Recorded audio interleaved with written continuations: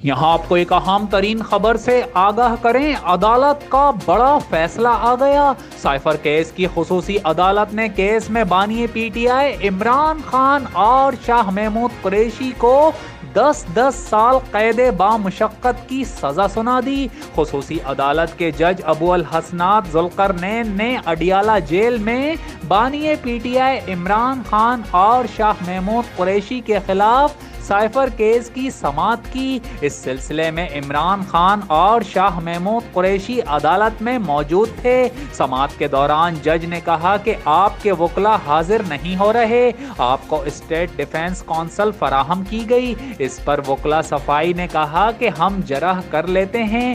جج نے وکلا صفائی سے کہا کہ آپ نے مجھ پر اعتماد کیا ہے۔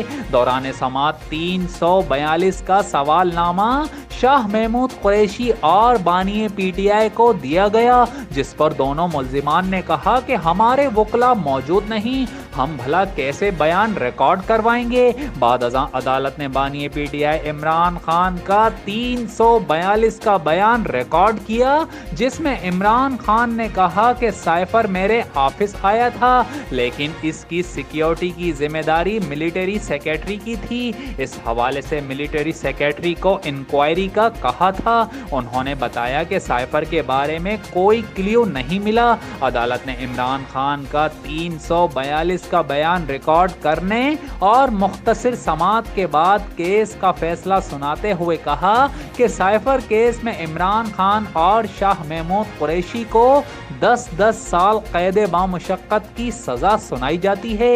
جج نے کیس کا مختصر زبانی فیصلہ سنایا۔ واضح رہے کہ اس سے قبل عمران خان نے سائفر کیس میں سرکاری وکلا صفائی کی تقرری کو اسلام آباد ہائی کورٹ میں چیلنج کیا تھا، جبکہ دوسری جانب مسلم لیگی رہنما عظمیٰ بخاری اس سزا سے مطمئن نہیں، کہتی ہیں کہ عمران خان اور شاہ محمود قریشی کی 10 سال کی سزا بہت ہی کم ہے۔